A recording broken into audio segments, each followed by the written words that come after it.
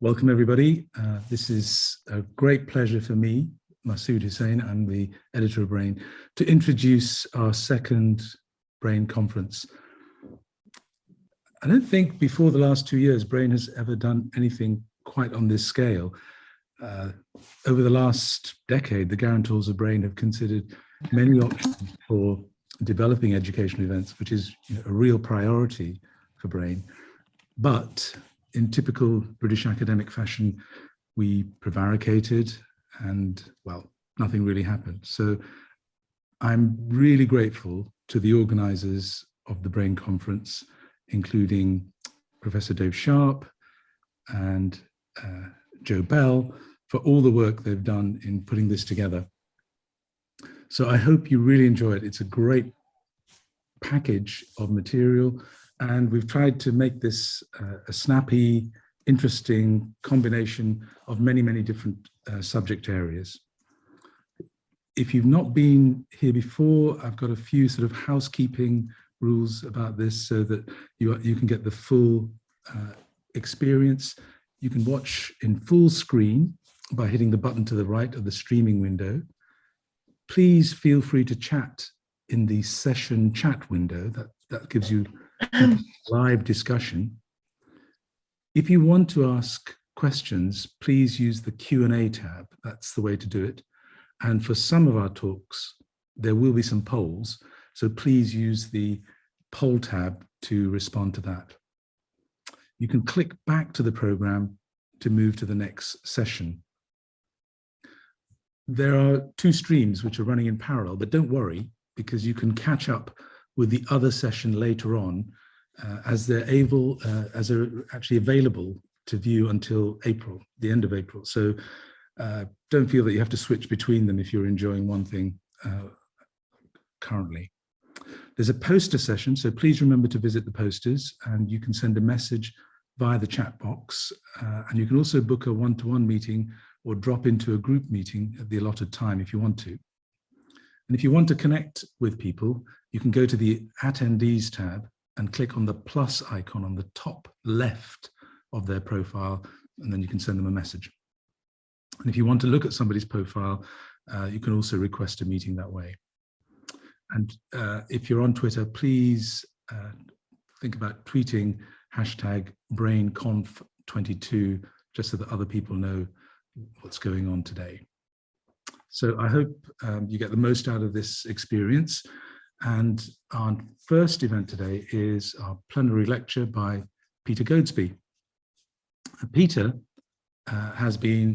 is a pioneer in the study of brain mechanisms underlying headache, particularly migraine and cluster headache. He's been also absolutely exemplary in developing new innovative treatments, including new antibody treatments, which I'm sure he's going to talk about in his plenary. He's held chairs around the world. He was professor of neurology at the National Hospital for Neurology and Neurosurgery, Queen Square. He's been at UCSF in San Francisco, and now Peter is at King's College London. He's the professor of neurology there and a director of the Wellcome NIHR King's CRF, the clinical research facility there, which is really part of his project, is to make the basic science very translational. And in 2021, last year, he won the Lundbeck Foundation Brain Prize for the causes of migraine and the development of new treatments, together with other international colleagues. So it's a real feather in his cap that his work, which has been ongoing for 4 decades, has been recognized in this way. And finally, Peter is also a guarantor of Brain, and he's made many contributions both to the journal and the organization. So we're very grateful for all that he's done in that respect. So I hope you enjoy Peter's plenary lecture. Let's start it now.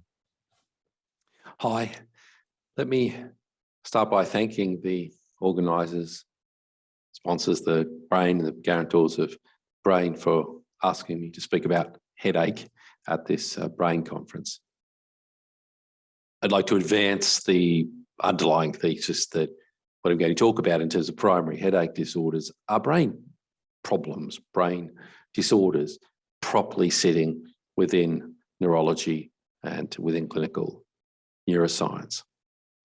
So I've entitled the talk some comments on some aspects of headache disorders. It's a sort of paper that you might have got published in Brain in the perhaps in the 1950s.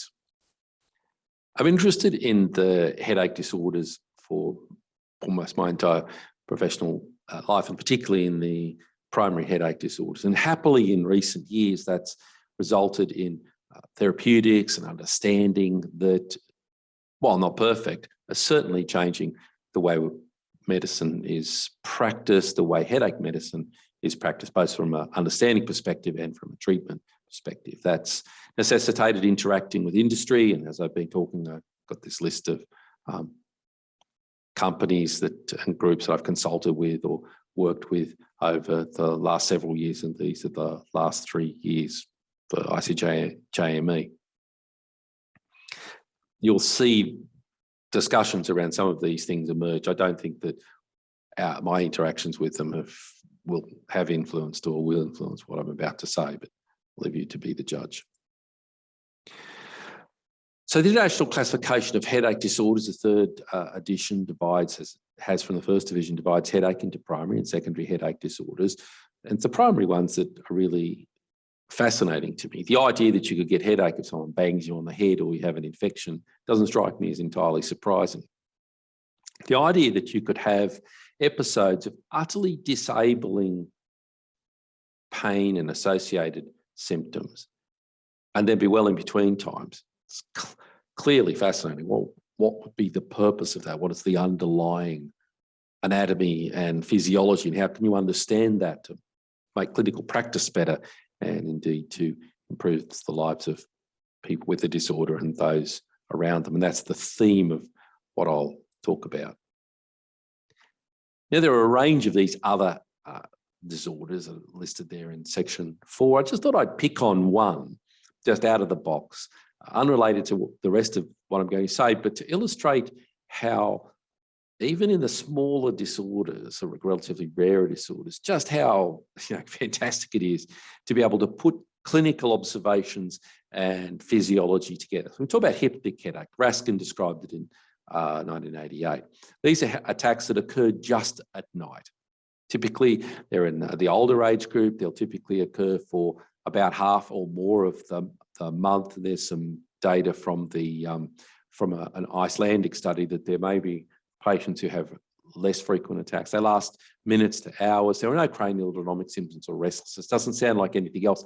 And it only occurs with sleep. Now, the main two treatments of this are caffeine, bizarrely enough. About 25% of patients, if you get them to take a really strong cup of coffee, take caffeine before they go to bed, it wards the attack off, and it doesn't ruin their sleep. Extraordinary.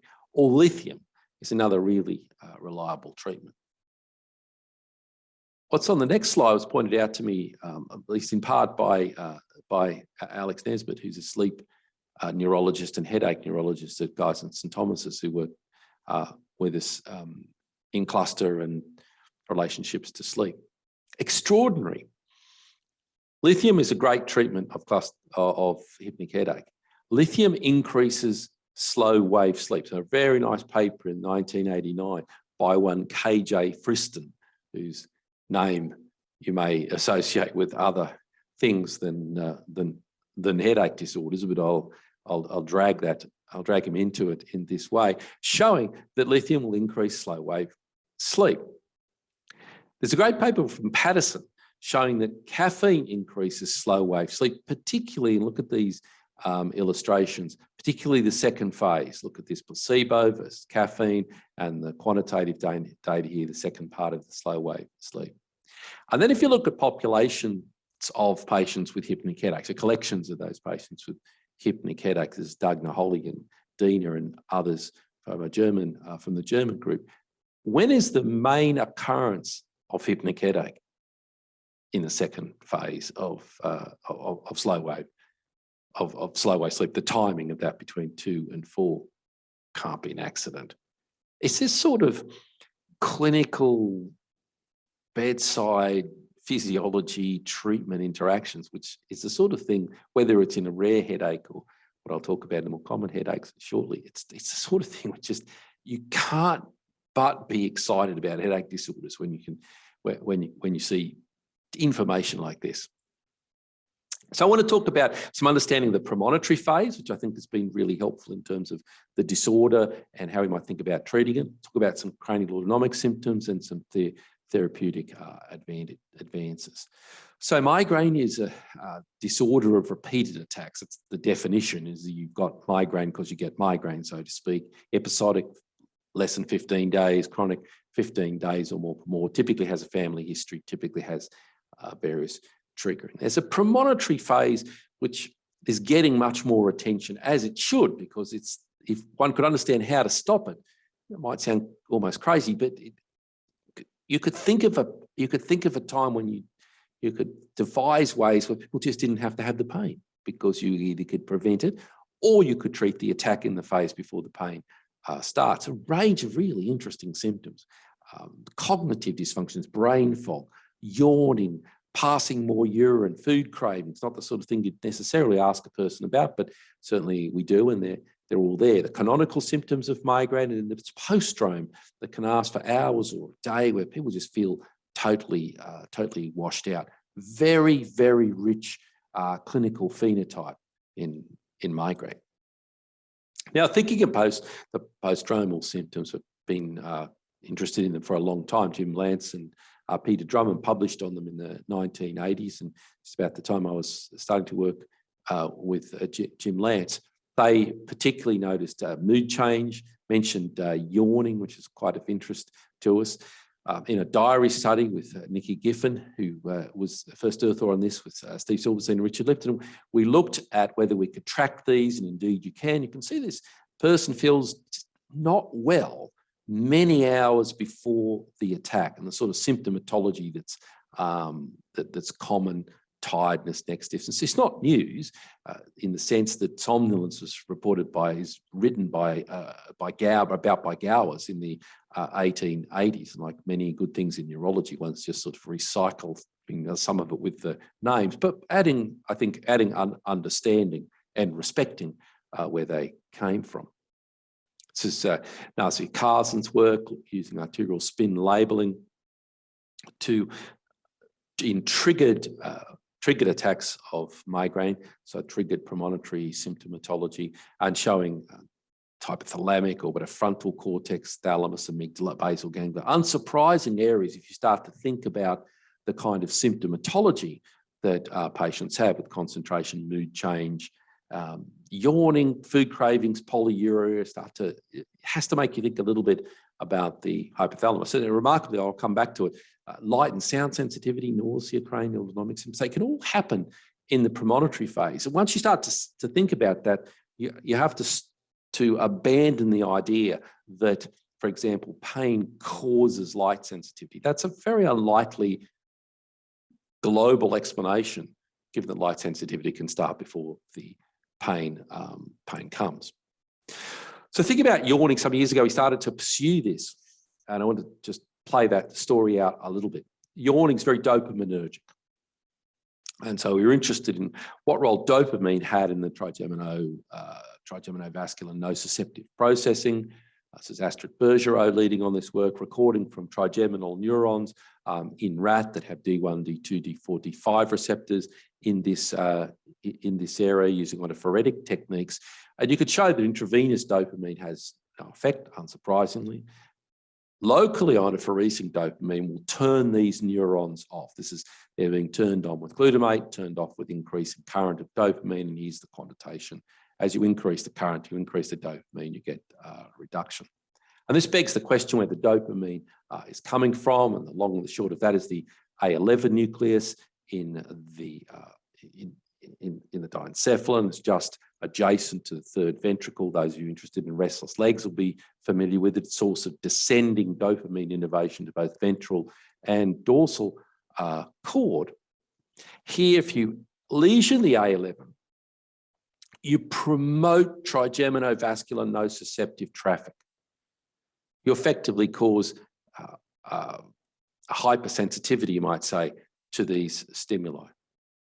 And you can reverse that with a triptan. Here we've used now a triptan work that Annabel Charbet led on. You can indeed show that there's overlap, there's coexistence of D2 and 5-HT1B receptors, D2, 5-HT1D receptors in the trigeminocervical complex. So if the A11 is less functional, for the same afferent input, you get more throughput. You could think of that as the paradigm of migraine.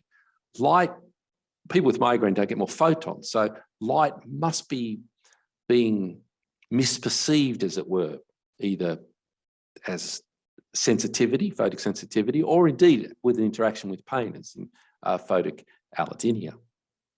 Now, interestingly enough, up in the A11, in Annabel Charbet's work, you can see A11 neurons here, tyrosine hydroxylase staining, they're dopamine producing, they don't go on to produce noradrenaline or adrenaline, so they don't have dopamine beta hydroxylase or phenylethanolamine N-methyltransferase for those parts of the biochemistry.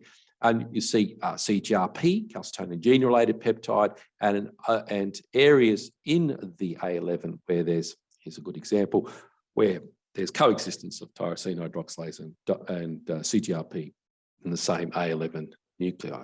This brings the CGRP question a little bit into the story, and I'll return to that for obvious therapeutic reasons. I just want to leave it planted in your mind. Now, the other strand of this I want to draw into the discussion is the erexinergic neurons sitting in the posterior hypothalamus. Torsten Barth showed some years ago when he's working with this that orexin A, when you injected it into the posterior hypothalamus, had an inhibitory effect on trigeminocervical nociceptive processing. So injection into hypothalamus change in the trigeminocervical nociceptive activity, whereas orexin B would promote that. And here's the connotation. So a yin and yang. And Phil Holland was able to show, recording again from trigeminal neurons, that orexin would inhibit, in a dose-dependent, orexin A would inhibit trigeminovascular nociceptive processing, an effect that could be reversed by an orexin 1 receptor antagonist 334-867. So orexinergic modulation of trigeminocervical neurons. Why would I emphasize that? Orexin, sleep, tiredness, yawning, sleep helping migraine, looking for central nervous system structures to build a networked description of building blocks, you might say, of how to understand that these complex things that are happening in the premonitory phase of migraine. Now, more recently, Paul Sarita-Gilbert and Phil have been working with orexin Cree mouse to enable them to see what happens if you specifically knock out the orexins. So here, the wild-type mouse, orexin A and orexin B, the orexin Cree mouse with it knocked out, the effect that an effect on locus coeruleus, because it's an innervation of the orexins to the aminergic nuclei within the brain, and I'll illustrate here the reduced orexin innervation of locus coeruleus. And one of the consequences of that is lowered mechanical threshold, orofacial mechanical threshold. So a hypersensitivity in these animals when the orexin system is not functional. Thinking about a sleep mechanism into a nociceptive mechanism as one of the other building blocks for understanding what's happening in migraine. Now, I mentioned locus coeruleus specifically, so I wanted to drag it into, again, another strand here into trying to understand the relationship between aura and pain. One explanation that's been given is aura is nociceptive in some way and produces pain. That's an explanation. It doesn't explain people who have aura without headache. That's obviously a problem. But let me offer you another way of thinking about this. This is work that Marta Villa and Phil Holland published a couple of years ago. What they've shown is that this is an animal with intact locus coeruleus here, stained. The stimulation that was required to turn on cortical spreading depression, which is the animal homologue. We think of migraine aura. Here, the current required. Here, the number at the bottom, the number of CSDs from potassium pellet that one would have in the control animals. Then disrupting locus coeruleus with DSP-4, a noradrenergic toxin, you'll see that it's easier to turn on, less current required to turn on a CSD, and more CSD. So locus coeruleus somehow has a modulating effect on how easy it is to activate a CSD. The other thing that locus coeruleus does is modulate nociceptive traffic. So here, recording from trigeminal neurons, stimulating or injecting current into locus coeruleus. What Marta was able to show was an alpha-2 adrenoreceptor agonist that can inhibit locus coeruleus neurons.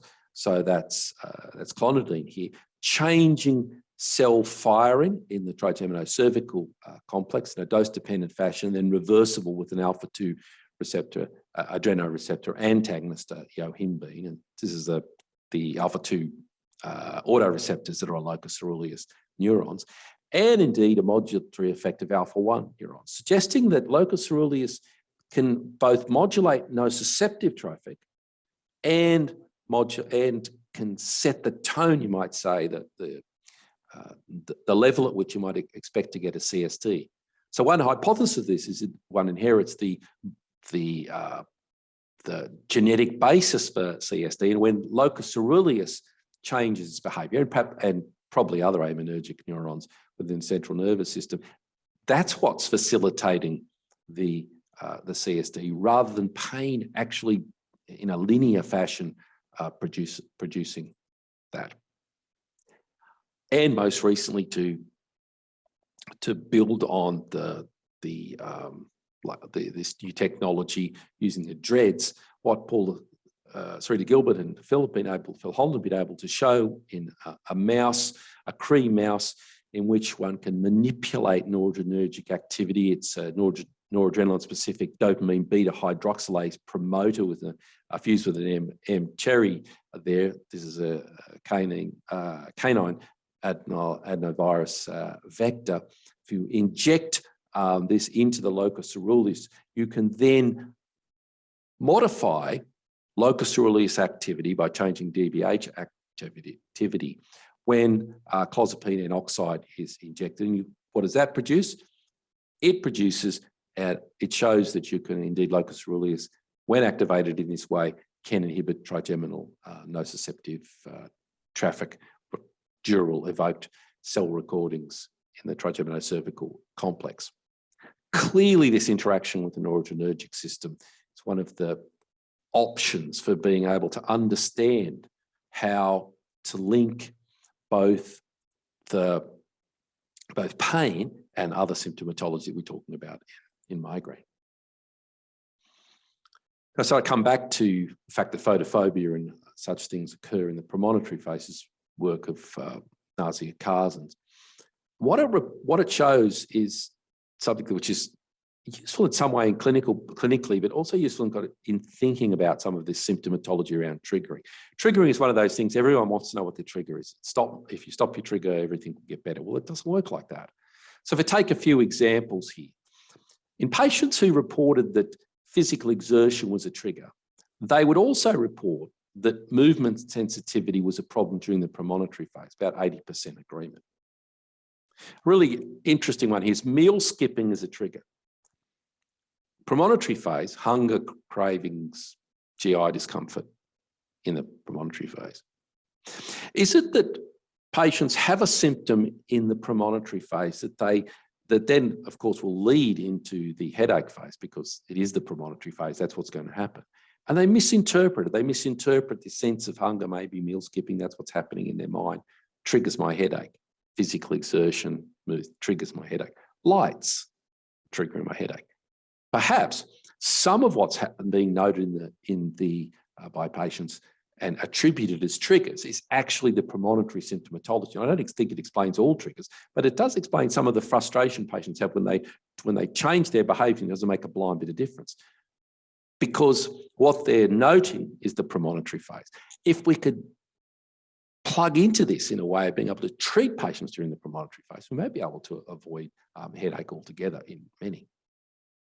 Let me talk about cranial autonomic symptoms, which is another area of real interest because we've really got quite a good grip on what's going on here in anatomy and physiology. So some time ago, I've always been interested in how the cranial autonomic pathways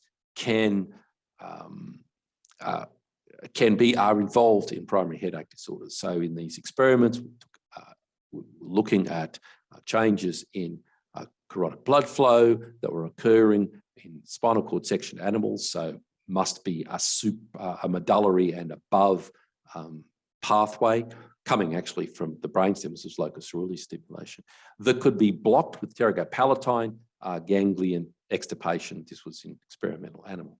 In humans, that ganglion is called the sphenopalatine ganglion. Now, that's Gray's anatomy definition. I think it's probably the right way to use it. And it sits in the pterygopalatine fossa. That's the nomenclature.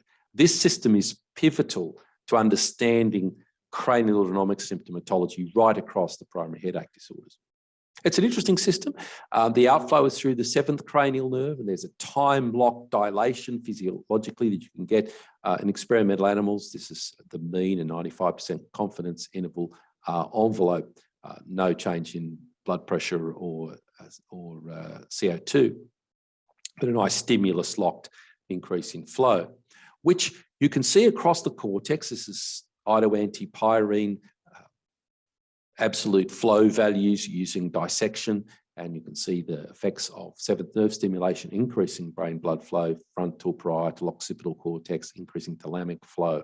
Not as much as what you see with hypercapnia, but certainly substantially, and not metabolically driven. So at the bottom is no change in any of these structures, control versus 7th nerve stimulation, measuring 2-deoxyglucose using the Sokolov technique by dissection. So there's a truly neural dilator system. This is part of the reason that you'd expect sphenopalatine ganglion stimulation to have an augmenting effect. And I see that people in stroke are using that even as we speak, to think about that as an option. So this is the system. We understand it quite well. As I say, we understand quite a lot about the transmitters.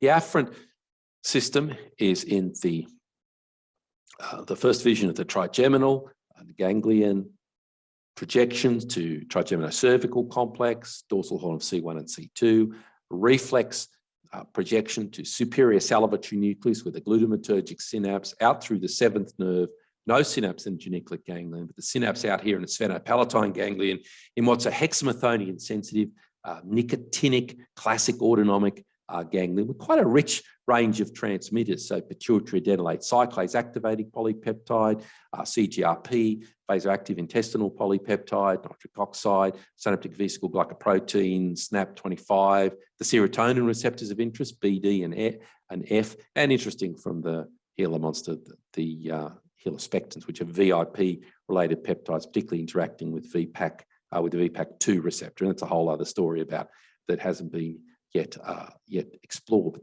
to illustrate that this system is quite well understood, and its anatomy and physiology is pretty well understood as well. Now, the consequence of its activation is cranial autonomic symptomatology. So if you take healthy subjects, you inject capsaicin, chili pepper essence into their forehead, they can have lacrimation, conjunctival injection, cranial autonomic symptoms. If you take migraineurs in a population, as Mark Oberman and Christoph Diener here reported, you see cranial autonomic symptoms.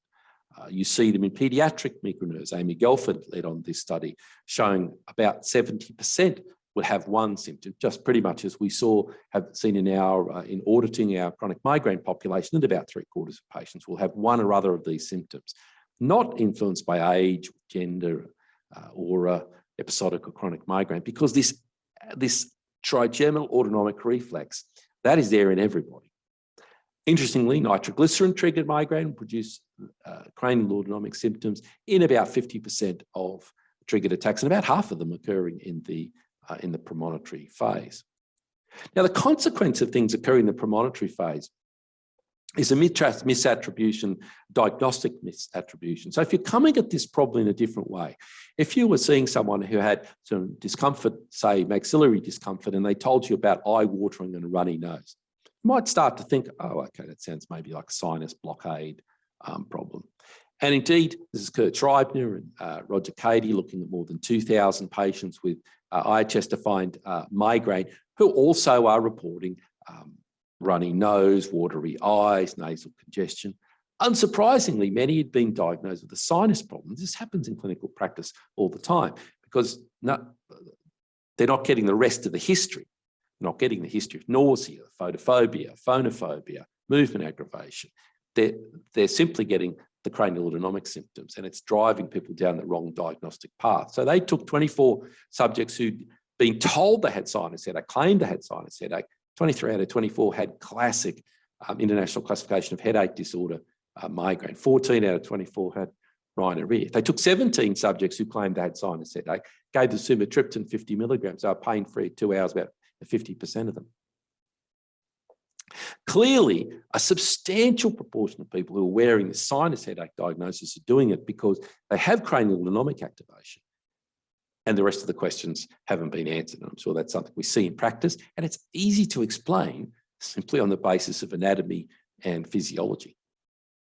Another interesting aspect of the cranial autonomic symptoms is their distribution when you look at it in detail, for example, in cluster headache. Here, Dana Way, in her PhD work, was using nitroglycerin to trigger attacks in chronic and episodic cluster headache. And you can see that the episodic patients are, in essence, more sensitive to it. They will trigger early. This is time to no headache, so to speak, so that the onset of an attack in comparing the chronic cluster and the episodic cluster group. And then if you use violin plots to dissect out the data, you see the median time to onset of cranial autonomic symptoms compared here, CAS, compare chronic in the top and episodic in the bottom. The episodics are going to coming on soon. You can see that the chronics have you might say, two peaks to the distribution. That's certainly less obvious in the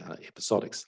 I like these violin plots for seeing how the data pans out, you might say, and beginning to think about whether there, in some part of the difference between episodic and chronic cluster headache is the manifestations of the cranial autonomic symptoms. Now, last thing I want to talk about is therapeutic advances.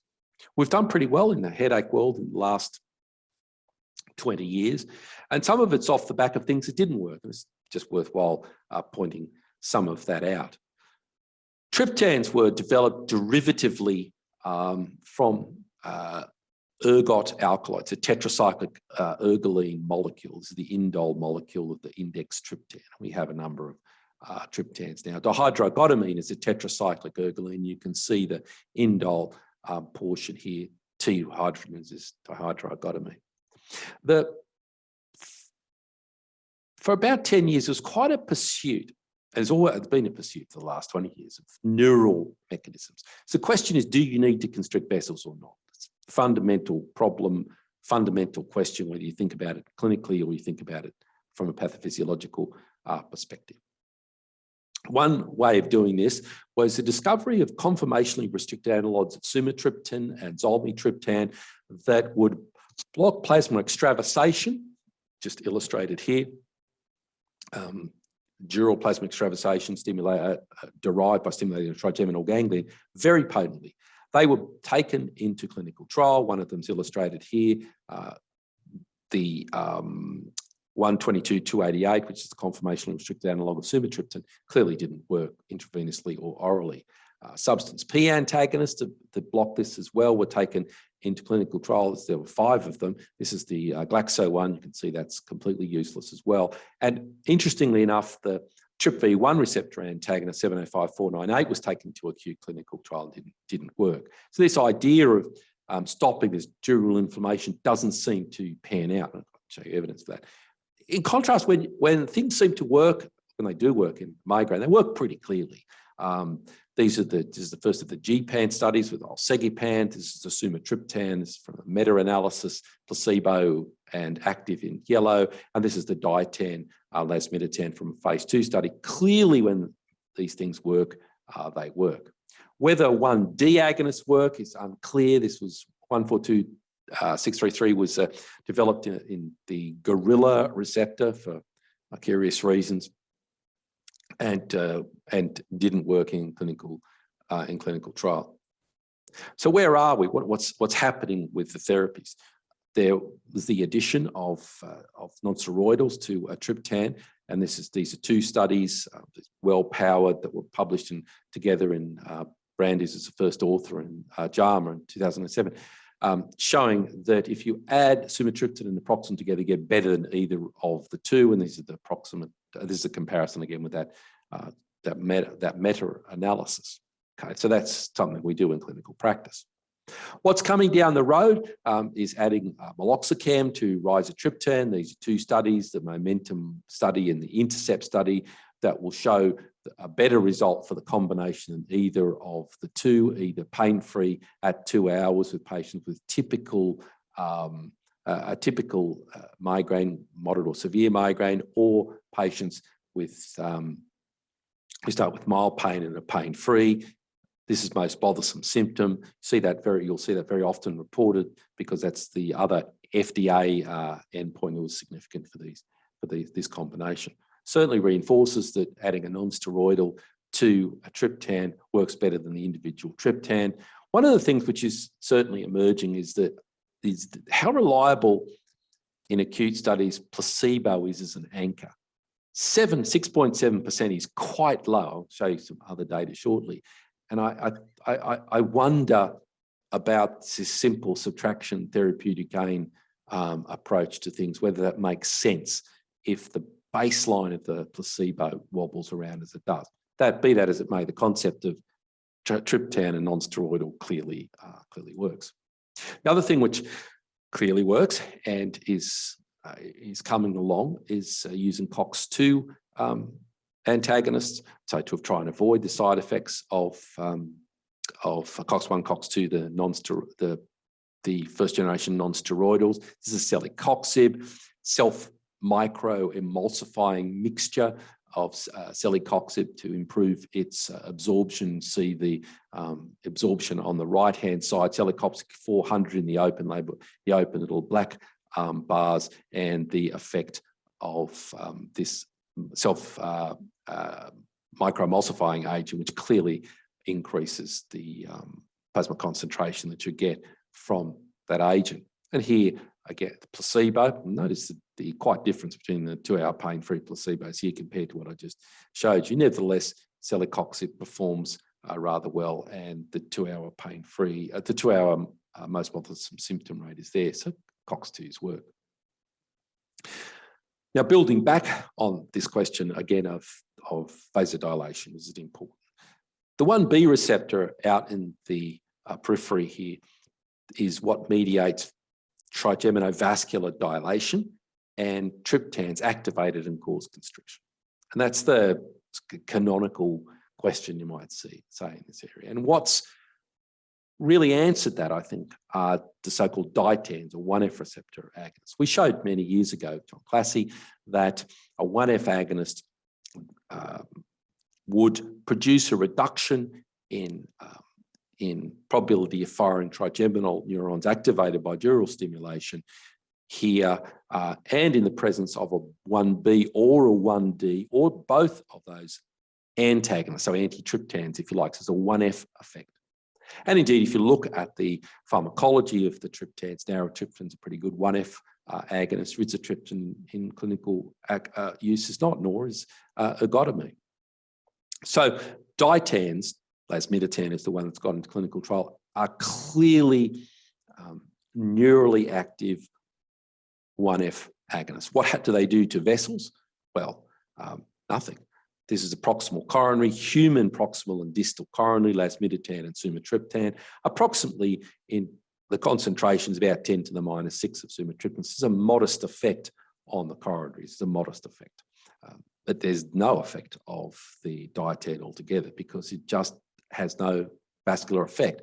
In contrast, this is work again of Marta Villa and of Phil Holland, looking at recording in trigeminal neurons that are activated by spirosalivatory nucleus stimulation and showing that plasmiditan will inhibit them. So clearly we can develop ditens that only have a neural effect.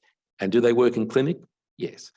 Two papers here. This is these are KI data. You can see how really plasmiditan is a 1F agonist, and certainly the concentrations we're using it in clinical activity.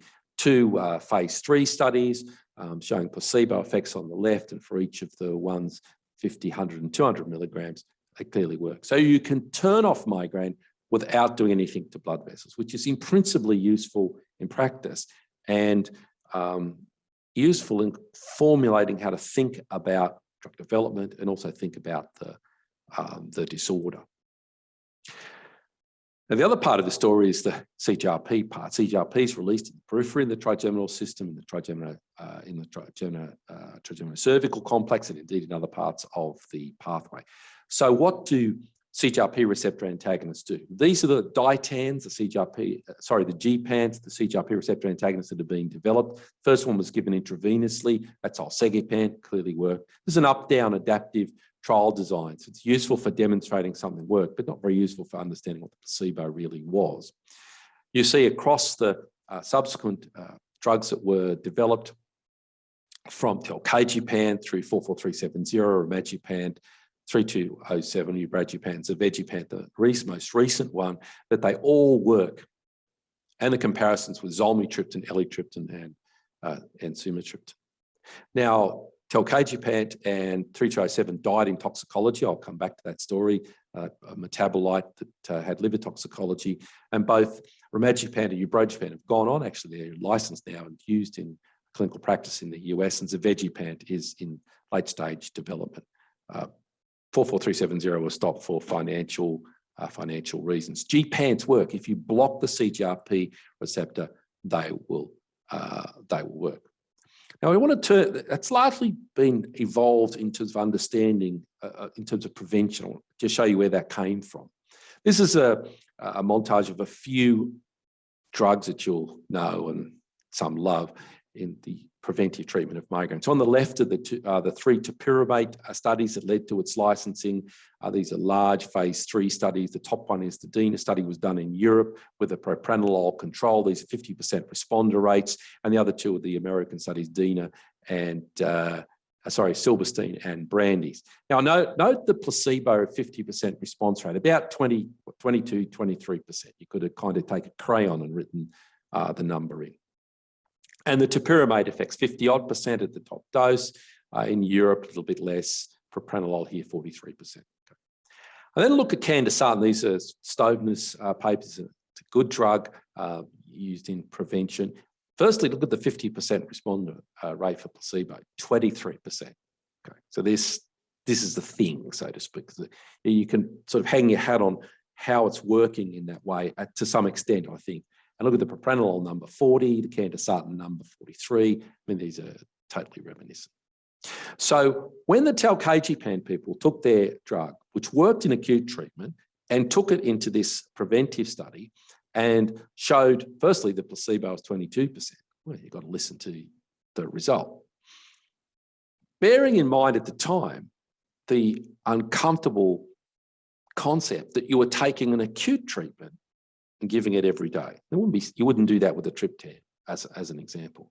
And they saw an effect that's reminiscent exactly of propranolol, same sort of effect, same order of magnitude, well tolerated, except for liver enzyme problems. This is what killed the drug. And this is what led to the development of the monoclonals, because here was the target for prevention, and the drugs had fallen by the wayside, at least for the moment.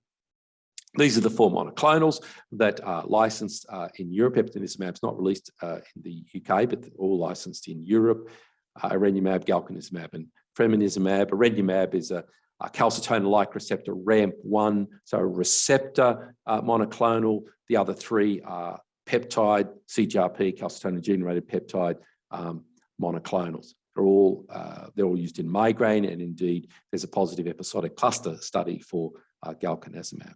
These are drugs that either by altering, reference 4 here is actually the back, the spine of what happened with frebenizumab, altering 3 amino acids for the FC gamma region, or glycoengineering in this region, which stops these antibodies interacting with the immune system. This is immunopharmacology. It's not immunomodulation. So you don't get any of the messy side effects that you might see with immunomodulation.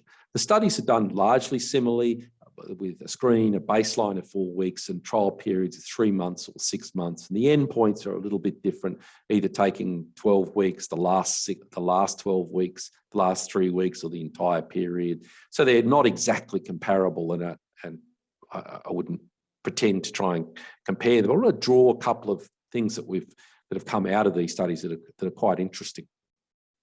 First one is, it turned out that patients who got into the studies with either episodic or chronic migraine, who hadn't failed previous preventives, these were recruited in the US, look at the placebo rates are much higher than those who'd had previous failures. And we'd hitherto before this had wanted to test new medicines in patients who hadn't failed previous medicines, in some way thinking that that would be a better way to do it. Turns out it's a bad idea because it drives up the placebos. Unsurprisingly, failed previous preventives is the entry point for therapy, because that's what we're looking for. And all of these drugs now, ranibizumab, frebenizumab, galcanezumab, eptinezumab, all have failed previous preventive studies. They're all 2 to 4 preventives. These are the things which are getting them licensed. Certainly got to ranibizumab, frebenizumab, galcanezumab licensed by NICE. And look again, the placebo rates stay really well controlled if you take people whose expectations are lower because they failed previous preventives. The eptinezumab data has only hitherto been reported as a press release. I don't expect it'll be significantly different when we see it come out in a paper, because generally companies are very careful about their press releases. At any rate, these drugs work, and there's not daylight between them really in terms of their response rates. They work all over the world. This is episodic migraine patients. These 50% responder rates. And what I've compared the ranibizumab data, because this is an ranibizumab study in Asia, Middle East, and Latin America. STRIVE, which has 140 milligrams of ranibizumab, ARISE, which has 70, and then the 70 and 140 milligram from what's called the EMPOWER study that was published the end of last year in cephalalgia. They're broadly speaking the same response rates, a little bit more in terms of the placebo rate, and I wager that's because of previous preventives. These drugs work all over the world. Now, if you go back then, if the entry point for monoclonals was telcagepant or Gpan that only failed because of toxicology, what happens if you take one of the acutely developed Gpans, rimagepant, and you give it as a preventive? Well, it works. This was given every second day. Perhaps better if one gave it every day, but give it every second day. And this is the baseline, 75 milligrams every second day for 12 weeks. You see the baseline's about 11 days, and at month 3, there's a 3.7 versus 4.5 day reduction. They hit the primary endpoint with the powering there, 340 odd patients in each of the arms. Now, unless you find that not bowling you over, if you give atogepant, which is another Gpan, which has just been developed for prevention, if you give it every day, there are 2 studies now that have led to its license. It's a highly potent picomolar CGRP receptor antagonist. Half-life's about 10 hours, so you can give it once a day. Certainly daily is good. And you see the data. The larger study, phase 3 study, the advanced studies, come out in New England Journal last year, 200 odd patients in each group.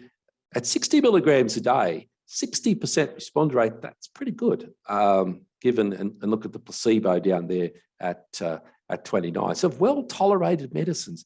A few percent constipation being about 8% of patients on atogepant, otherwise pretty well tolerated and no liver enzyme problem. So unsurprisingly, if you bring the Gpans then back ones that don't produce liver problems, and you give them at least second daily or daily, you get a preventive effect.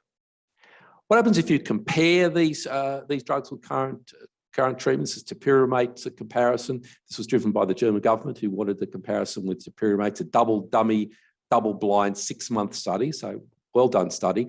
Would use tolerability as the outcome. Won't surprise anyone who prescribes topiramate to find that didn't fare terribly well on tolerability. So you've got there about 11% of patients dropping out because of tolerability on erenumab, and 38.9% on topiramate. And the efficacy rate's 55 and 31.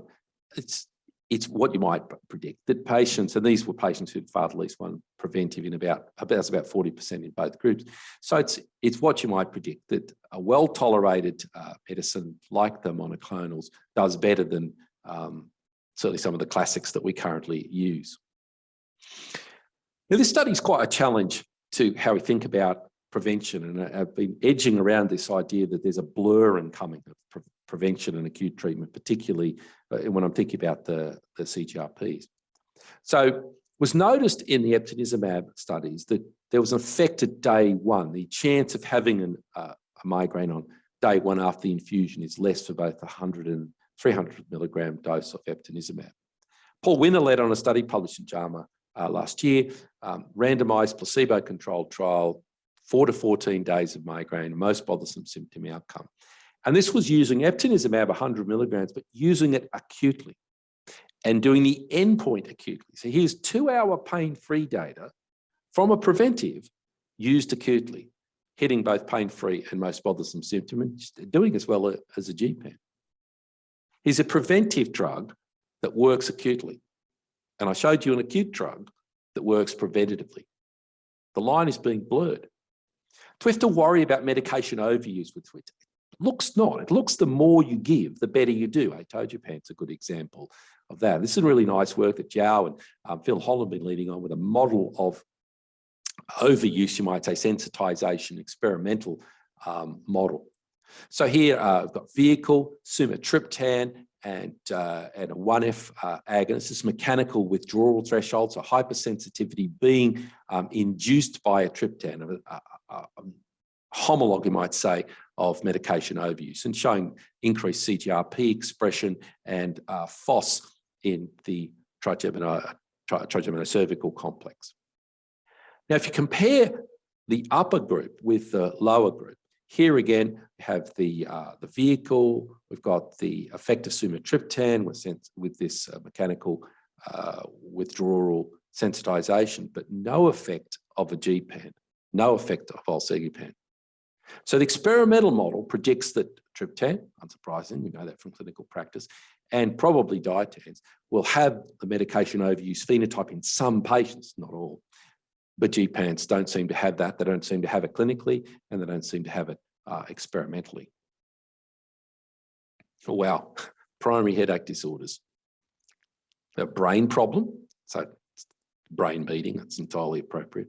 Range of really interesting symptoms. Whether you're drilling down on yawning, thinking about dopamine, thinking about sleep in terms of orexins, trying to link those aminergic nuclei that are connected to the orexinergic neurons, and thinking about that in terms of modulating aura, even before we get to pain, a rich biology to be understood using imaging here. And I just had the little CSD that Andy Parsons nicely produced in cat cortex running across there, which is a beautiful illustration of it. The trigeminal autonomic reflex just allows you, just understanding that allows you to free people up from worrying about, for example, sinus problems when actually they've got migraine. And a wonderful pathway. We've got this, you're familiar with the class triptans, comfortable with that. Eventually we're going to get the 1F drugs, ditens. The Gpans will come, and certainly we have the monoclonals. What will happen with pituitary adenylate cyclase activating polypeptide PAC and VPAC receptor drugs? I think there will be a glutamate story. I'd like the glurans for this, the mGluR5 side, neuromodulations there, what we'll do with the orexins, the delta opioid, acid sensing ion channels, nitric oxide. It's not just a shopping list. These are all things where there's legitimate activity that's been happening on the basic science side.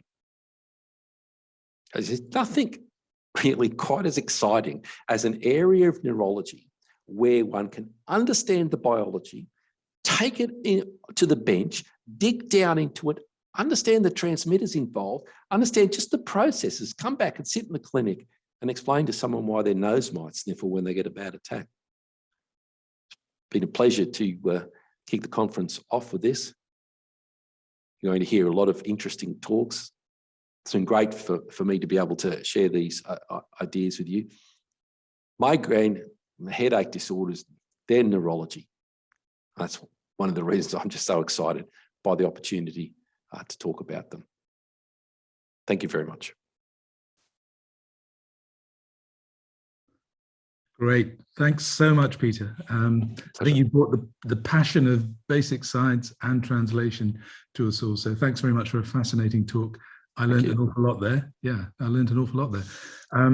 Before we start asking you some questions, I just wanted to remind people who are listening that please post them in the questions tab, and then I can pose these to Peter as we go along. So Peter, we've got one already from John Richard Bowen, and he says, great talk. Do you think an argument exists for using focused newer therapies in front of older, less focused therapies to perhaps reduce the risk of evolution of chronic migraine? There's a clinical argument that John Bowen's making straight up, which is, if he's asked me the question, is it a good idea to stop people getting a disabling problem? I've got to say yes. It's hard not to say that. The problem we have, it's about selection of who to treat. If we knew who would respond to the neurotherapies, if we could enrich that in a personalised or individualised sense, then the argument would, I think, be very different because of the economic value that would return. At the moment, since one of the great frustrations, I'm sure everyone practicing shares this frustration, it doesn't matter how much you know, how much history you take, everything I just said, and how many medicines you know, it's virtually impossible to tell who's going to respond to the thing when they're sitting in front of you. So I think one of the big challenges is to try and work out with the new therapies, because they're quite specific in their action, who is going to respond. And if I could predict who would respond, yeah, I think that if you ask the patient and then you tell them about the side effects and the efficacy, I think the argument will get stronger.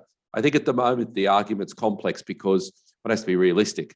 These things, new therapies tend to be expensive. So until we can get much more laser focused on who should get these treatments, it's probably unfair to society to ask them to do that.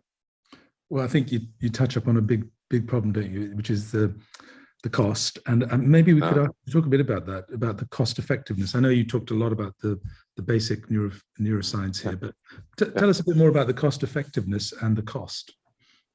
Well, I'm not a health economics expert. NICE thinks that they're cost effective. I don't know what the costs are. And I can't know because actually the costs of the monoclonals are a commercial secret between the companies and NICE. And NICE won't tell anybody, the government won't tell anybody, because it would affect how the next company did the negotiations. So that is it's a serious secret. NICE thinks their value for money, and NICE is I think they're widely regarded, I think globally, as being a fair judge of these things. I would say that because they've said that they're cost effective. I think that probably they are, and the reason for this is as much to do with the fact that the group of people we're talking about between, about the age of 25 and 65 are virtually the entirety of the economically active people in society.